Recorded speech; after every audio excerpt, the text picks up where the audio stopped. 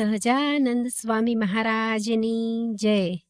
સ્વામિનારાયણ ભગવાન પાસે એક એવા ભક્ત હતા જેમની વાતો સાંભળતા જ મહારાજના મુખે સ્મિત ખીલી ઉઠતું, જેમનું હૃદય ભક્તિથી ભરપૂર, ભાષા હાસ્યથી ભરેલી અને મહારાજ પ્રત્યેનો પ્રેમ એકદમ બાળ સખા જેવો. જ્યાં જાય ત્યાં આનંદ ફેલાવે એવા રમૂજી પણ ભારે સમર્પિત ભક્ત એ હતા લોયાના સુરા ખાચર, એટલે કે આપણા વાલા સુરા બાપુ. મહારાજ જ્યારે ઉદાસી વૃત્તિ ધારણ કરતા ત્યારે સુરા ખાચર જો સાથે હોય તો કંઈક ને કંઈક નાની મોટી રમૂજ કરી અને શ્રીજી મહારાજને હસાવી ને તેઓને પ્રસન્ન કરતા. સુરા ખાચરની ભક્તિમાં હાસ્ય અને હાસ્યમાં ભક્તિ ભર્યા સ્વભાવથી જ તેઓ મહારાજનો રાજીપો મેળવી અને એમના પ્રિય સખા બન્યા હતા. તો ચાલો ભક્તો, આજે સાંભળીએ સુરા બાપુનો એવો પ્રસંગ કે જેમાં ભક્તિ પણ છે, હાસ્ય પણ છે અને મહારાજ પ્રત્યેના સખા ભાવનો અદ્ભુત રંગ પણ છે. એક વખત શ્રીજી મહારાજે અલૈયા ખાચરને 2 માસ સુધી પોતાનું ઐશ્વર્ય આપ્યું હતું. મહારાજે તેમને એક સોટી પણ આપેલી, જેની શક્તિએ અલૈયા બાપુ બીજાને સમાધિ કરાવી શકતા અને બીજાના અંતરની વાત પણ જાણી શકતા હતા. એટલે લોકો તેમને માનવા અને પૂજવા લાગ્યા. આ દરમિયાન એક દિવસ સુરા બાપુ મહારાજ પાસે આવ્યા અને રમૂજ કરતા કહેવા લાગ્યા કે ભણું મહારાજ, અલૈયો તો ઢોલિયા ઉપર ચડી ને ભગવાન થઈને બેસે છે ને અમારે હેઠે બેસવું પડે. તે ભણું અમે શું ગુનો કર્યો છે મહારાજ? એવું ભગવાનપણું અમને પણ આપો. મહારાજ કહે, સુરા ખાચર, ભગવાન થવામાં લાભ નથી, કોઈક દિવસ કઠિન પડી જાય એવું આખું કામ છે. ત્યારે સુરા ખાચર કહે, અરે મહારાજ, જે થવાની હોય તે મર થાય, પણ ભગવાન થયા તો કહેવાય. મહારાજે મંદ હાસ્ય સાથે કહ્યું, ઠીક, ત્યારે સુરા બાપુ, તમને પણ એક દિવસ ભગવાન થવાનો જરૂર લાભ આપીશું. તે સમયમાં ખાખી બાવાઓ મોટી જમાતો લઈ અને દેશો દેશમાં ફરતા, સાથે ઊંટ, ઘોડા અને હાથીઓ પણ રાખતા. તેમાં કેટલાક મોટા પવિત્ર મહંતો ધર્મનો પ્રચાર કરતા તો કેટલાક મોટો આડંબર કરી પ્રજાને ત્રાસ આપતા. વ્યસન અને વૈભવમાં મશગુલ બનેલા આવા કેટલાક અડબંગ બાવાઓ લોકોને બહુ જ હેરાન કરતા. આવા બાવાઓની એક જમાત કારિયાણી પાસેના એક ગામમાં આવેલી. તે હંમેશા પુષ્કળ પ્રમાણમાં ગાંજો, ભાંગ પીવે અને કાલી રોટી ઓર ધોલી દાલ એટલે કે દૂધપાક અને માલપુડાની રસોઈઓ ગામ લોકો પાસેથી પરાણે માંગી લે. અને જો કોઈ ના પાડે તો જાત જાતના ત્રાગા કરે, ભય બતાવે, ગાળો આપે અને તેને મારે પણ ખરા. આમ મફતના માલ પાણીની મોજ કરી કળધિંગ બનેલા બાવાઓ એક દિવસ ગામના ચોરા પાસે એક બાવાને પકડી લીધો. એને દોરીથી બાંધીને ધમકાવતા બોલ્યા, તું માલદાર હે, इसलिए हमको पैसा दे, નહીં તો મારેંગે. બિચારો ચોરાનો બાવો હાથ જોડીને બોલ્યો, અરે, મારો તો એક કાપડો પણ ગોઠવાય તેમ નથી, મને ગરીબને શા માટે મારો છો? તમારે એટલી સિદ્ધિ હોય તો જાઓ ને, સ્વામિનારાયણને અજમાવો. બાવાઓ તો ચોંકી ગયા. સ્વામિનારાયણ? કોણ હૈ વો? કહાં રહેતા હૈ? ચોરાનો બાવો ડરતા પણ મસ્તીથી બોલ્યો, અરે, તે તો દેશ દેશમાં ભગવાન બનીને ફરે છે, હજારો લોકો તેને માને છે, આ નજીકના ગઢડા ગામમાં રહે છે, ત્યાં જાઓ ત્યાં. આ સાંભળતા જ બાવાઓના ચહેરા ક્રોધથી લાલ થઈ ગયા. સ્વામિનારાયણ? ભગવાન કૈસે હો સકતા?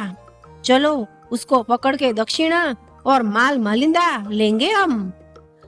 તરત જ 10-12 અડબંગ બાવાઓ હાથમાં ધોકા, ચીપિયા અને ચિલમો ફૂંકતા, ધુમાડો ઉડાવતા ખદબદાટ સાથે ગઢડા તરફ રવાના થયા, જાણે કે કોઈ લશ્કર જ સંઘર્ષ માટે નીકળ્યું ના હોય. આ તરફ શ્રીજી મહારાજ ગઢડાથી કારિયાણી જવા માટે માણકી ઉપર સવાર થયા. સાથે કાઠી દરબારો પણ એકદમ રાજકીય જાક જમાડમાં પ્રભુ સાથે પોતપોતાના ઘોડાઓ દોડાવ્યા. ત્યાં તો રસ્તાના મધ્યમાં જ પેલા ખાખી બાવાઓ પણ સામે આવી ચડ્યા. દૂરથી મહારાજને આવતા જોઈ ને એક બાવાએ કોઈને પૂછ્યું, એ કોણ આ રહા હૈ? ઇતની ચમક દમક તો કોઈ રાજા પણ નહીં કર સકતા. ત્યારે વટે માર્ગુએ કહ્યું કે એ તો સ્વામિનારાયણ છે. મહારાજનું નામ સાંભળીને બાવા તો ખુશ ખુશ થઈ ગયા અને પરસ્પર કહેવા લાગ્યા, વાહ રે ભગવાન की इच्छा वाह, रास्ते में ही स्वामीनारायण मिल गया, अब तो मजा आएगा. उसको ढूंढने की मेहनत भी बच गई। अब तो यहीं पे उसे पकड़ के भारी दक्षिणा ले लेंगे। બાવાઓ સીધા મહારાજની માણકી પાસે આવી અટક્યા। એક બાવો તો છાતી ફૂલાવીને બોલ્યો, તુમ સ્વામિનારાયણ હો? ભગવાન કૈસે હુઆ?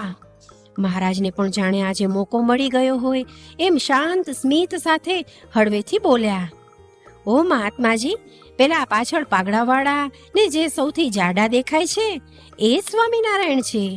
અમે તો એમના સેવક છીએ। સ્વામીજી, તમને તો ખબર જ હશે ને કે ભગવાન તો હુષ્ટપુષ્ટ હોય અને તેઓ દેખાય પણ રાજવી। તમે કેમ ઓળખાણમાં ભૂલ કરી? જાઓ, સાચા ભગવાન તો પાછળ આવે છે। બીજા કાઠી દરબારોને તો આજે મહારાજની આ સુરાબાપુને ભગવાન બનાવવાની લીલામાં મોજ આવી રહી હતી। બાવાઓ પણ મહારાજની વાતમાં મોહાઈ ને સીધા સુરાબાપુ પાસે આવી પહોંચ્યા। એક બાવાએ તો ચીપિયો સીધો સુરાબાપુના વાંસામાં અડાડ્યો અને જોરથી બોલ્યો, ઓએ સ્વામિનારાયણ, તુમ ભગવાન ક્યું હુઆ? બોલો બોલો। સુરાબાપુ તો એકલા, બાવાઓ 10-12 અને હાથમાં ચીપિયા ધોકા, જાણે કે કોઈ યુદ્ધ મંડળ। સુરાબાપુએ મનમાં વિચાર્યું, આ તો મારા બાપલિયાનું કારસ્તાન લાગે છે ઓ। હવે જો ગાફલાઈ રાખું તો આ બાવાઓ મારું ચટણું બનાવી નાખશે। ચાલ સુરા, યુક્તિથી કામ લે બાપુ। પછી તો સુરા ખાચર હળવી સ્મિત સાથે બોલ્યા, અરે મહાત્માજી, શાંત થાઓ, ક્રોધ શું કરો છો? મને તો ભગવાન થવાનો કોઈ મોહ નથી। હું તો એ જ જોઈ રહ્યો હતો કે ક્યાંક આપણા જેવા પવિત્ર મહાત્મા મળે તો હું બધું એને સોંપી દઉં અને એના ચરણે એનો શિષ્ય બની જાઉં। તમારામાં જે મોટેરા હોય એને જ મારે ખાનગી વાત કરવી છે, એને અહીં મોકલો। આ સાંભળીને બાવાઓ એકબીજાને જોઈને ગર્વથી છાતી ફૂલાવી। હમારે ગુરુજી એમ કહીને પોતાનો સૌથી મોટા બાવાને આગળ કર્યો। સુરાબાપુ બોલ્યા, હાજી ગુરુજી, જરા નજીક આવો, કાનમાં એક ખાનગી વાત કરવી છે। ઘોડી પર બેઠેલા સુરા ખાચર તરફ ગુરુ બાવો ટેકરી પર ચડી અને કાન પાસે માથું ઝુકાવીને ઊભો રહ્યો। એટલે સુરા ખાચરે એકદમ ચાલાકીથી બાવાનું માથું પોતાની બગલમાં જોરથી દબાવી દીધું અને ઘોડીને તત્કાળ 2 એવી સોટીઓ મારી કે ઘોડી તો પૂર જોશથી ઉપડી। બાવો તો બિલાડીના બચોડિયાની પેઠે બાજુ પર લટકતો રહ્યો। હાથ પગ મારવાનો પ્રયત્ન કરે પણ સુરા બાપુના મજબૂત હાથમાંથી તે છૂટે કેવી રીતે? પાછળના બાવાઓ ચીપિયા ધોકા લઈ ચીસો પાડતા દોડ્યા। અરે હમારે ગુરુજી કો લે ગયા, રોકો રોકો એમ પુકાર કરતા પાછળ ખૂબ જોરથી દોડ્યા। પણ પૂરપાટ દોડી જતી સુરા ખાચરની ઘોડીને તેઓ પહોંચી શક્યા નહીં। સુરા ખાચર શરીર ખૂબ પુષ્ટ અને મહાબળવાન હતા। એથી બાવાને એવો જોરથી પકડેલો કે બાવો ચૂં ચા કંઈ પણ કરી શકતો ન હતો। શ્રીજી મહારાજની નજીક પહોંચ્યા એટલે મહારાજ કહે, સુરા ખાચર, બાવાજીને છોડી દો, બિચારો મૂંઝાઈને મરી જશે। પછી સુરા ખાચરે પોતાનો હાથ ઊંચો કર્યો એટલે ઝાડ પરથી પાકેલ ફળ જેમ ખરી પડે ને તેમ બાવો બગલમાંથી એકદમ નીચે પડ્યો। પછી તો મહારાજ અને બધા ઘોડે સવારો જોરથી હસ્યા અને તીવ્ર વેગેથી આગળ નીકળી ગયા અને બાવાઓ પાછળ ધમ પછાડા કરતા રહ્યા। થોડી જ વારમાં બધા જ કાર્યાણી પહોંચ્યા। પછી સુરાબાપુ હાંફતા હાંફતા મહારાજ પાસે આવ્યા અને બોલ્યા, કૃપાનાથ, આવું કરાય? મેં જરા પણ ગાફલાઈ રાખી હોત તો પેલા 10-12 ખાખી બાવાઓ મને નિરાંતે પાપડ જેવો વણી નાખત આજે તો। એ તો મારા ઠાકોરે મને હેમખેમ બચાવ્યો, નહીં તો આજ તો મારું આવી બન્યું હતું।